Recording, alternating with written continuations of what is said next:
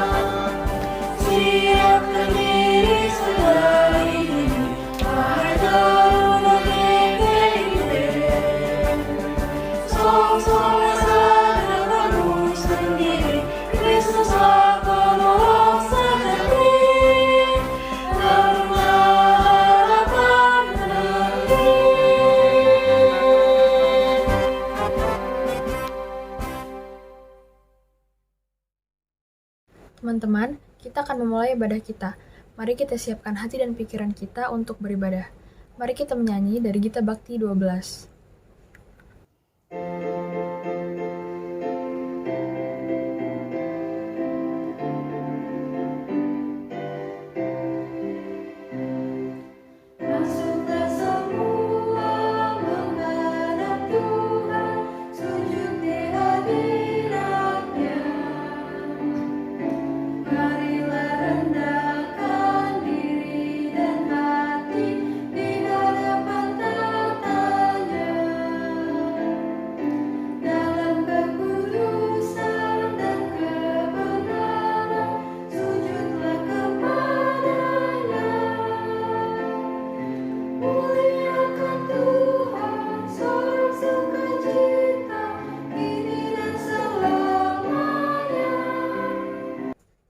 Mari kita berdoa. Ya Tuhan, terima kasih atas berkat-Mu, kami sudah boleh berkumpul untuk beribadah meskipun via YouTube. Sekarang kami akan memulai ibadah, berkati ibadah ini dari awal, pertengahan, hingga akhir, agar dapat berjalan dengan lancar. Dalam nama anak-Mu, Tuhan Yesus, kami sudah berdoa dan mengucap syukur. Haleluya, amin. Teman-teman, kita akan membaca Mazmur yang terambil dari Mazmur 99 ayat 1-5. Tuhan, Raja yang kudus. Tuhan itu Raja, maka bangsa-bangsa gemetar.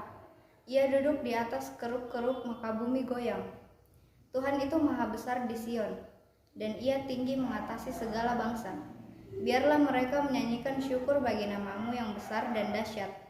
Kuduslah ia, Raja yang kuat, yang mencintai hukum. Engkaulah yang menegakkan kebenaran, hukum dan keadilan di antara keturunan Yakub. Engkaulah yang melakukannya. Tinggikanlah Tuhan Allah kita, dan sujudlah menyembah kepada tumpuan kakinya. Kuduslah ia.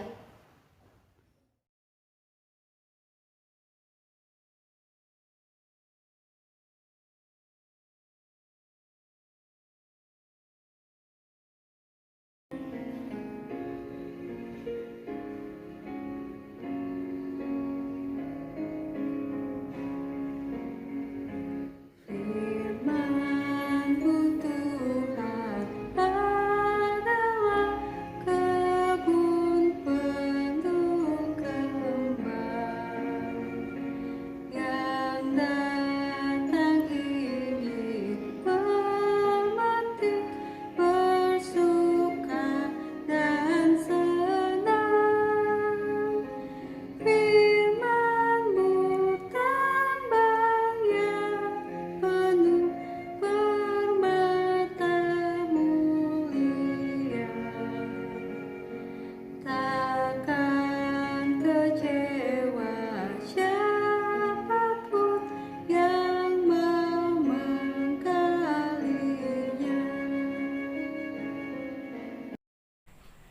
akan masuk dalam pelayanan firman Tuhan.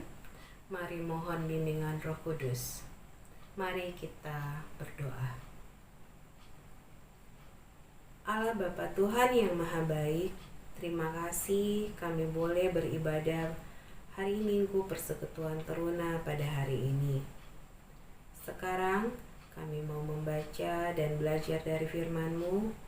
Kiranya kuasa Roh Kudus-Mu memampukan kami untuk memahaminya dengan benar, terlebih lagi melakukannya dalam kehidupan kami hari lepas hari. Berkatilah setiap hamba-Mu yang akan memberitakannya, biarlah semuanya kiranya boleh seturut dengan maksud dan kehendak-Mu ya Tuhan. Inilah doa permohonan kami di dalam nama Tuhan Yesus, firman yang hidup, kami berdoa. Amin. Adik-adik silakan berdiri. Pembacaan Alkitab kita pada hari ini terambil dari Yosua pasal 1 ayat 1 sampai dengan 8. Yosua 1 ayat 1 hingga 8. Perintah Tuhan kepada Yosua untuk merebut tanah Kanaan. Sesudah Musa hamba Tuhan itu mati, berfirmanlah Tuhan kepada Yosua bin Nun, abdi Musa itu demikian. Hambaku Musa telah mati, sebab itu bersiaplah sekarang, seberangilah sungai Yordan ini, engkau dan seluruh bangsa ini menuju negeri yang akan kuberikan kepada mereka, kepada orang Israel itu. Setiap tempat yang akan diinjak oleh telapak kakimu, kuberikan kepada kamu, seperti yang telah kujanjikan kepada Musa.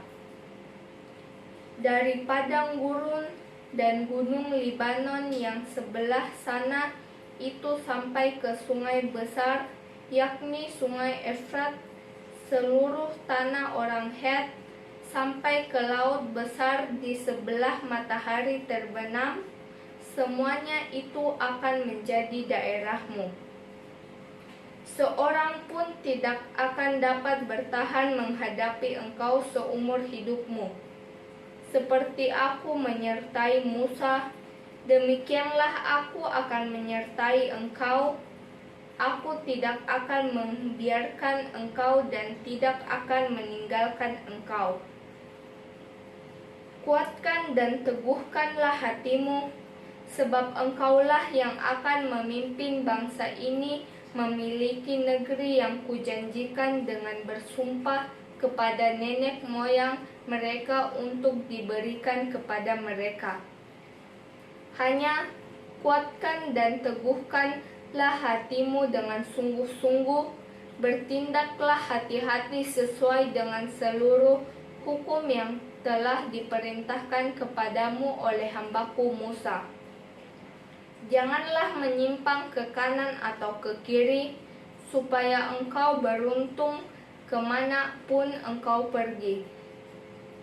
Janganlah engkau lupa memperkatakan kitab Taurat ini, tetapi renungkanlah itu siang dan malam, supaya engkau bertindak hati-hati sesuai dengan segala yang tertulis di dalamnya. Sebab dengan demikian perjalananmu akan berhasil dan engkau akan beruntung. Demikianlah firman Tuhan. Terpujilah Kristus.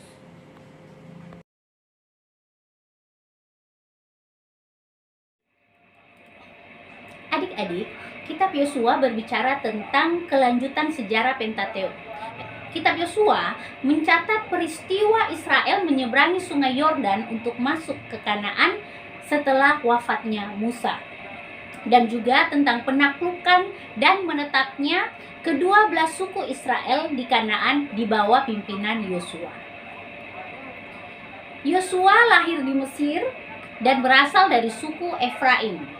Nama sebenar Yosua adalah Hosea bin Nun. Tetapi Musa memanggilnya Yehosua atau Yosua yang kemudian lebih umum dipakai. Kakek Yosua adalah Elisama bin Amihud dan berkedudukan sebagai pemimpin Bani Efraim. Awalnya Yosua adalah abdi Musa. Yosua sangat setia mendampingi Musa dan seringkali ikut bersama Musa pada masa atau peristiwa-peristiwa penting. Salah satunya, Yosua yang dipilih langsung oleh Musa ini memimpin perang di lapangan untuk melawan bangsa Amalek. Dan pada waktu itu Yosua mengalahkan bangsa Amalek dengan mata pedang. Tak hanya itu, kesetiaan Yosua kepada Musa terlihat ketika Musa menghadap Tuhan di Gunung Sinai dan ia tinggal di atas gunung 40 hari 40 malam lamanya. Selama itu Yosua menyertai Musa meskipun tidak ikut naik sampai ke puncak bersama Musa, tetapi Yosua ini setia tinggal di bagian bawah gunung itu menantikan Musa tanpa bisa melihat ke perkemahan. Dan karena Musa berdosa terhadap Tuhan dalam peristiwa di mata air Meriba di padang gurun Zin, Musa tidak diizinkan masuk ke tanah Kanaan. Dan Tuhan berkata kepada Musa agar mengambil Yosua bin Nun ini, seseorang yang penuh roh, dan meletakkan tangannya atas Yosua untuk menggantikan Musa. Selain itu, Yosua juga adalah salah satu pengintai yang diutus oleh Musa untuk mengintai tanah Kanaan. Bersama Kaleb bin Yefun, mereka percaya bahwa Israel bisa menaklukkan Yeriko meskipun orang-orang Yeriko seperti raksasa. Sementara 10 pengintai lainnya, jadi mereka diutus 12 pengintai, termasuk Kaleb dan Yosua di dalamnya. 10 pengintai lainnya menjadi pesimis dan berbohong. Jadi pada saat itu sekarang kan lagi marak berita hoax. Pada zaman Yosua pun sudah marak hoax ini. Yosua terpilih mewakili suku Efraim sebagai salah satu dari 12 pengintai yang Musa utus untuk mengintai tanah perjanjian Kanaan. Tetapi hanya Yosua dan Kaleb yang memberikan berita yang benar tentang tanah perjanjian kepada Musa dan bangsa Israel. Sedangkan 10 orang lainnya melaporkan berita bohong yang tadi, hoax. Sehingga hanya Yosua dan Kaleb dari generasinya yang Tuhan izinkan masuk ke tanah perjanjian Kanaan. Adik-adik, tentu sekarang kalian sudah lebih tahu dan mengenal siapa Yosua yang ada dalam perikop pembacaan kita hari ini. Setelah Musa wafat pada usia 120 tahun, Yosua tampil sebagai pemimpin bangsa Israel menggantikan Musa. Ingat ya, Yosua bukan dipilih oleh Musa, tetapi Yosua dipilih langsung oleh Tuhan. Adik-adik boleh baca itu dalam kitab Ulangan pasal 1 ayat 38. Karena pada masa itu yang berlaku adalah sistem teokrasi atau pemerintahan Allah. Jadi, Allah sendiri yang memegang kendali dan berprakarsa memimpin bangsa Israel dalam perjalanan di padang gurun sampai ke tanah Kanaan, termasuk dalam menentukan pemimpin yang menggantikan Musa. Topik kita minggu ini adalah berani menghadapi tantangan. Mari kita belajar dari Yosua.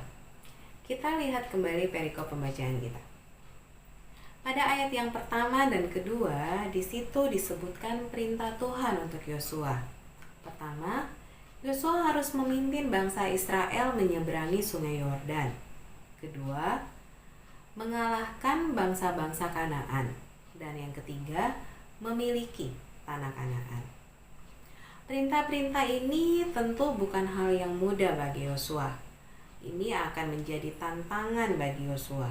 Kenapa? Pertama, usia Yosua pada waktu itu sudah tidak muda lagi. Walaupun Alkitab tidak mencatat secara pasti berapa usia Yosua, tetapi boleh diperkirakan mengacu pada usia Kaleb pada waktu itu, Yosua berada di kisaran 80 sampai 85 tahun. Yang kedua, yang akan Yosua pimpin adalah bangsa Israel, bangsa yang dikenal sebagai bangsa yang tegar tengkuk. Yang ketiga, mereka harus menyeberangi Sungai Yordan, sungai yang dikenal dengan arusnya yang deras.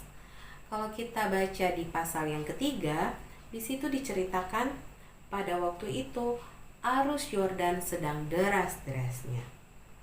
Yang keempat, mereka harus menghadapi dan mengalahkan bangsa Kanaan, bangsa yang lebih besar dan lebih kuat dari bangsa Israel. Bangsa Kanaan juga memiliki kota-kota yang dikelilingi oleh benteng. Dan yang kelima, yang boleh menjadi hal yang sulit bagi Yosua adalah Yosua menggantikan Musa, menggantikan orang yang dikenal sangat hebat oleh bangsa Israel. Tentu saja dalam kepemimpinannya nanti, Yosua bisa berada di dalam bayang-bayang Musa atau dibanding-bandingkan dengan Musa oleh bangsa Israel. Selanjutnya, mari kita lihat ayat yang ketiga sampai dengan keenam. Di situ disebutkan janji-janji Tuhan untuk Yosua. Ada beberapa hal menarik yang harus kita perhatikan. Yang pertama, Tuhan menjanjikan setiap tempat yang diinjak oleh Yosua akan menjadi milik Israel. Tapi janji ini bukan berarti di mana Yosua berpijak, maka tempat itu akan menjadi milik Israel. Bukan seperti itu. Setiap tempat yang dimaksud harus ada dalam batas-batas yang dapat kita baca pada ayat 4, yaitu dari padang gurun dan gunung Libanon sampai ke sungai besar yakni sungai Efrat, seluruh tanah orang Het sampai ke laut besar di sebelah matahari terbenam. Itulah daerah-daerah yang akan diberikan oleh Tuhan. Hal menarik selanjutnya, dalam ayat 4 disebutkan seluruh tanah orang Het. Siapa orang Het? Orang Het adalah bangsa Kanaan yang terkenal paling kuat dan suka berperang. Mereka tinggal di daerah selatan Kanaan yang merupakan daerah yang bergunung. Jadi jelas, orang Het adalah kaum yang akan sangat sulit dikalahkan oleh bangsa Israel dalam usaha menduduki Kanaan. Saat Tuhan menjanjikan seluruh tanah orang Het, artinya bangsa Israel akan dimampukan untuk merebut Kanaan. Hal itu dipertegas kembali di ayat 5. Dikatakan, Tuhan menjanjikan bahwa akan senantiasa menyertai Yosua sehingga tidak ada yang bisa bertahan menghadapi Yosua. Hal menarik yang ketiga, janji itu hanya berlaku untuk Yosua dan bangsa Israel pada saat itu. Dalam ayatnya yang ke-6, dengan jelas Tuhan mengatakan atau menjanjikan bahwa Yosua yang akan memimpin bangsa Israel untuk memasuki, menduduki, dan memiliki tanah Kanaan. Tuhan telah memberikan perintah dan juga janji yang indah bagi Yosua. Lantas, apa yang harus Yosua lakukan? Kita dapat melihat pada ayat yang ke-7 dan ke-8, yaitu Tuhan menginginkan Yosua untuk kuat, taat, berani, dan juga bertindak hati-hati. Tuhan juga meminta Yosua untuk selalu merenungkan dan memperkatakan firman Tuhan, serta melakukan apa yang tertulis dalam firman Tuhan tersebut sebagai wujud ketaatannya. Adik-adik terkasih, membayangkan tugas yang berat, tantangan yang akan dihadapi, dan syarat yang diberikan Tuhan, apakah membuat Yosua mundur dan menolak perintah? Tidak. Salah satu hal yang Yosua pelajari dari Musa adalah taat dan setia. Yosua yakin dan percaya bahwa penyertaan dan janji Tuhan adalah hal yang pasti. Hal inilah sebenarnya alasan mengapa Yosua dipilih sebagai pemimpin. Tuhan mengenal pribadi Yosua secara pasti.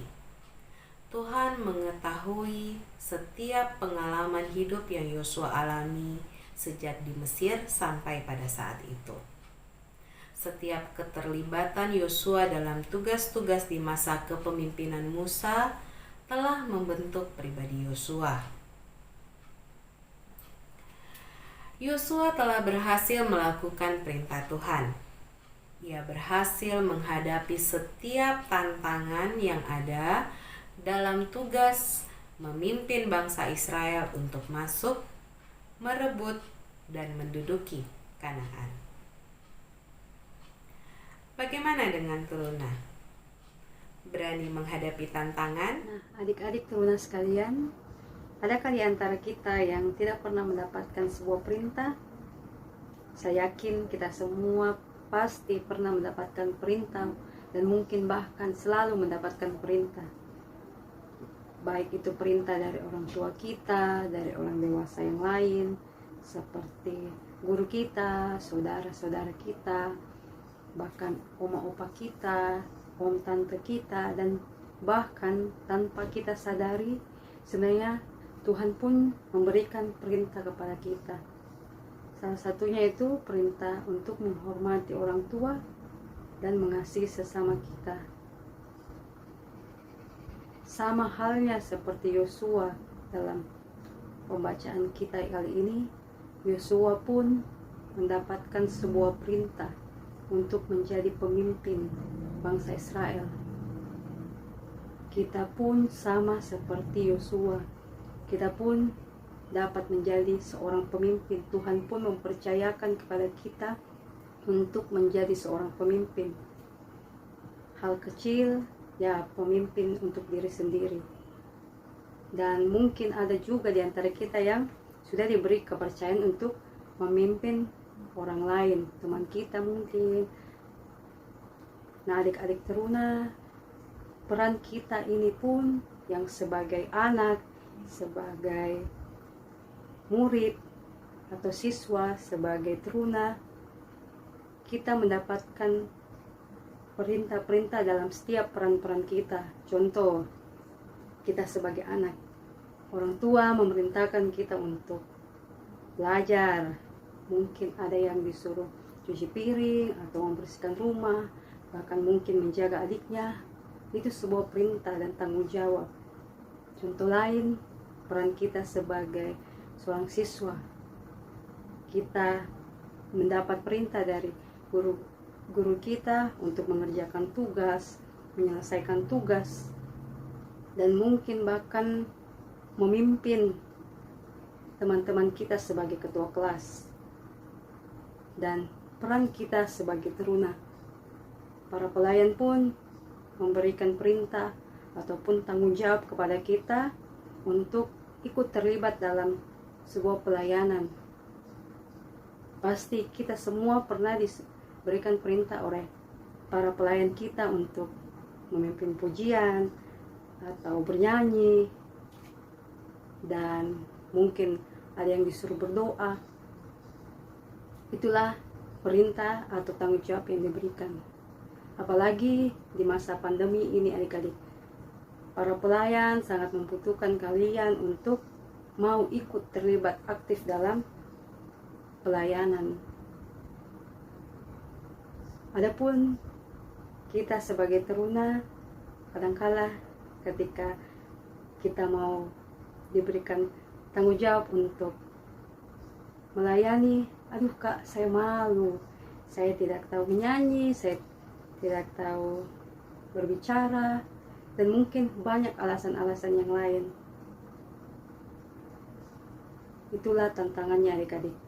Setiap hal dalam kehidupan kita, setiap perintah atau tanggung jawab yang Tuhan berikan kepada kita tentu mempunyai sebuah tantangan yang harus kita ambil dan berani untuk melaksanakannya. Ingat adik-adik, tidak ada orang sukses yang menerima kesuksesannya itu tanpa menghadapi sebuah tantangan. Nah, di adik teruna mari kita lihat bacaan kita di ayat 6, 7 dan ayat yang ke-9. Di situ ada 3 kali Tuhan mengatakan kepada Yosua, kuatkanlah dan teguhkanlah hatimu. Itu berarti bahwa Tuhan mengingatkan kepada Yosua bahwa tanggung jawab atau perintah yang dia dapatkan sebagai pemimpin akan berat, akan ada tantangan, tetapi Tuhan tetap akan menyertainya. Itu janji Tuhan kepada Yosua. Sama halnya pun kepada kita, Tuhan pun menjanjikan kepada kita bahwa Tuhan akan menyertai, Tuhan akan memampukan kita untuk menjalani setiap proses yang kita alami dalam kehidupan kita. Untuk itu kuatkanlah dan teguhkanlah hatimu. Adik-adik teruna sekalian, namun janji Tuhan itu tentu ada syarat yang harus kita lakukan. Yang pertama yaitu bahwa kita harus kuat dan berani untuk menerima setiap tanggung jawab atau perintah yang diberikan kepada kita. Harus ada kemauan dulu dalam hati kita untuk mau menerima itu, supaya kita dapat jalankan, dan dari situ saya yakin dan percaya itu adalah proses yang kita bisa lewati, dan itu menjadi sesuatu hal yang baik untuk masa depannya kita. Hal yang kedua pun yaitu syaratnya kita harus lebih banyak belajar akan firman Tuhan. Kita harus bersekutu, membaca firman Tuhan, bahkan berdoa, sehingga apapun yang menjadi harapan atau keinginan kita di masa yang akan datang, untuk cita-cita kita bisa terima karena kita sudah mempersiapkannya mulai saat ini. Kita sudah mau menerima setiap perintah dan tanggung jawab yang telah diberikan kepada kita. Untuk itu, adik-adik teruna sekalian, kuatkanlah dan teguhkanlah hatimu, maka setiap tantangan yang akan kamu hadapi, setiap perintah yang diperintahkan kepadamu dapat kamu laksanakan dengan penuh tanggung jawab dan dengan penuh keberanian. Terpujilah Kristus. Amin.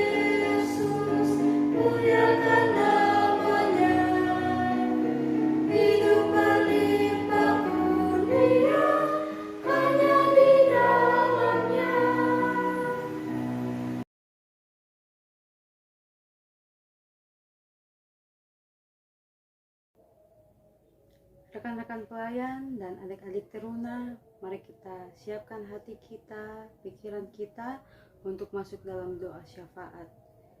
Mari kita satu di dalam doa, kita berdoa. Segala puji syukur kami naikkan ke hadirat-Mu yang kudus ya Allah. Kami berterima kasih ya Bapa buat penyertaan-Mu sepanjang ibadah kami. Kami boleh mengikuti ibadah ini sampai saat ini. Dan terima kasih juga ya Tuhan buat firman-Mu yang mengingatkan kami akan tanggung jawab atau perintah yang Tuhan berikan dalam kehidupan kami, baik itu dari orang tua kami, orang-orang dewasa di sekitar kami. Terima kasih ya Tuhan, mampukan kami sebagai anak-anak-Mu untuk dapat mau menerima dan melakukan segala tanggung jawab kami. Dan kami percaya bahwa itu semua kami bisa lakukan karena Engkau yang menyertai kami. Dan kami percaya Tuhan, itu proses yang Tuhan mau kami lakukan sehingga kami dapat menjadi lebih baik dalam hari lepas hari. Bapa dalam surga, pada saat ini kami mau berdoa buat bangsa dan negara kami ya Bapa. Engkau yang mengetahui bangsa dan negara kami, keadaan yang sampai saat ini masih dalam masa pandemi. Engkau memberkati kami ya Tuhan. Terima kasih buat kesehatan. Engkau memberkati juga orang-orang yang mungkin dalam masa ini masih kesulitan. Dan begitupun kami ya Tuhan, kami masih terbatas dalam beraktivitas. Kami mau yakin dan percaya Engkau sanggup untuk memulihkan bangsa dan negara kami. Pada saat ini juga Tuhan, kami berdoa buat para pemimpin-pemimpin, baik di tingkat pemerintahan sampai ke daerah. Engkau memberkati mereka ya Tuhan. Engkau berikan hikmat kebijaksanaan-Mu sehingga mereka dapat memerangi masa ini. Mereka dapat mengatur segala sesuatunya. Mereka dapat memenuhi kebutuhan bangsa dan negara kami ya Tuhan, sehingga bangsa dan negara kami semakin hari semakin pulih ya Bapa. Engkau memberkati mereka ya Tuhan, memberikan kesehatan senantiasa ya Tuhan. Biarlah bangsa dan negara kami ini tetap aman, damai, dan kami percaya itu semua karena Allah Bapa di sorga, kami bersyukur kepadamu karena kasih-Mu yang amat besar bagi kami anak-anak-Mu. Kami datang kepadamu membawa gereja-gereja-Mu di mana saja berada, khususnya gereja kami GPIB Bukit Saitun Makassar, dalam menghadapi segala hal yang terjadi di sekeliling kami. Berkati KMJ, PHMJ, dan semua unsur yang terlibat dalam tiap bentuk pelayanan di tengah jemaat kami. Biarlah mereka semakin semangat, sukacita, dan setia dalam melakukan tugas pelayanan, serta kuat dalam menghadapi tiap tantangan pelayanan. Berkati juga tiap bentuk pelayanan, baik secara virtual atau non-virtual dalam jemaat, sehingga itu menjadi berkat buat jemaat atau siapapun yang dilayani. Terima kasih Tuhan, inilah doa kami, dalam nama Yesus kami sudah berdoa.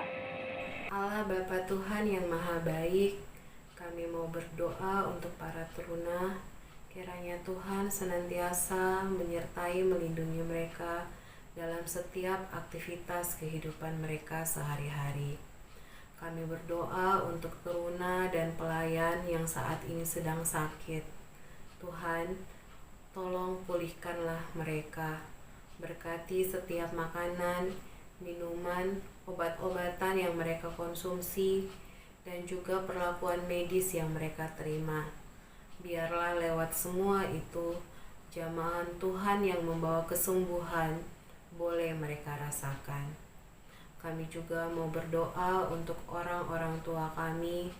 Tuhan kiranya senantiasa menyertai melindungi mereka, karuniakan hikmat dan kebijaksanaan dalam mendidik kami, dan juga berikan kesehatan, kekuatan yang prima dalam menjalankan tugas dan tanggung jawab mereka sehari-hari.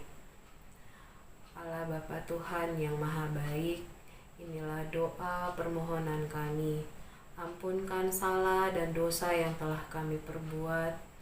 Ajarkan kami dan mampukan kami untuk tidak mengulanginya lagi. Di dalam nama Tuhan Yesus yang sudah mengajar kami berdoa. Bapa kami yang di surga, dikuduskanlah namamu, datanglah kerajaanmu, jadilah kehendakmu di bumi seperti di surga. Berikanlah kami pada hari ini makanan kami yang secukupnya, dan ampunilah kami akan kesalahan kami, seperti kami juga mengampuni orang yang bersalah kepada kami. Dan janganlah membawa kami ke dalam pencobaan, tetapi lepaskanlah kami daripada yang jahat.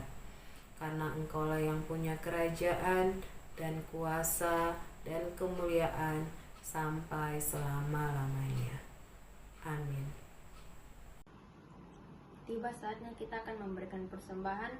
Mari kita bernyanyi dari Gita Bakti 80. Mari bawa persembahan.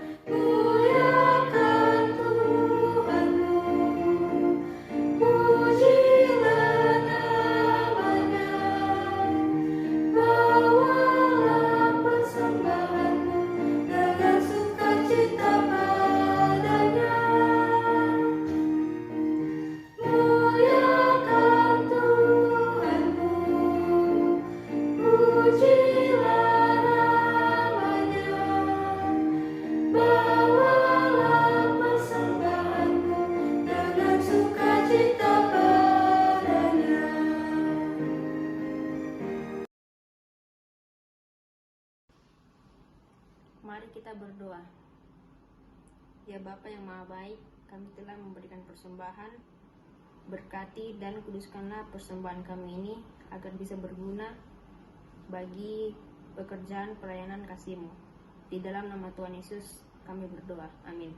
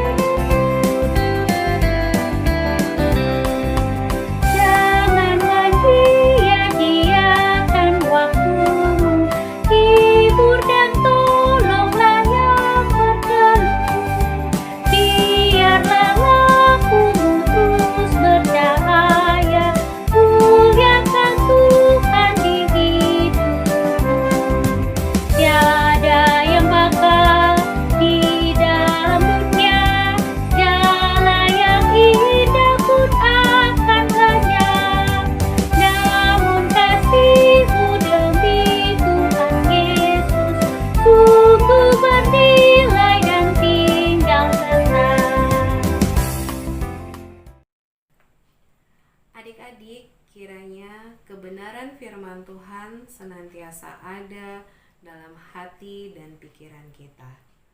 Mari kita berdoa. Allah Bapa Tuhan yang Maha Baik, terima kasih untuk penyertaan-Mu. Kami boleh menyelesaikan ibadah kami pada hari ini. Karuniakanlah kami hikmat dan mampukan kami untuk menjadi pelaku-pelaku firman dalam kehidupan kami hari lepas hari. Dan kiranya kasih karunia dan damai sejahtera-Mu senantiasa menyertai melingkupi kami saat ini, dan kekal selama-lamanya. Amin. Adik-adik, demikian ibadah kita pada minggu ini. Terima kasih untuk mengikuti ibadah dari awal, pertengahan, hingga akhir tanpa di-skip. Tetap jaga kesehatan, patuhi protokol kesehatan yang ada. Sampai ketemu lagi di ibadah kita minggu depan. Tuhan memberkati.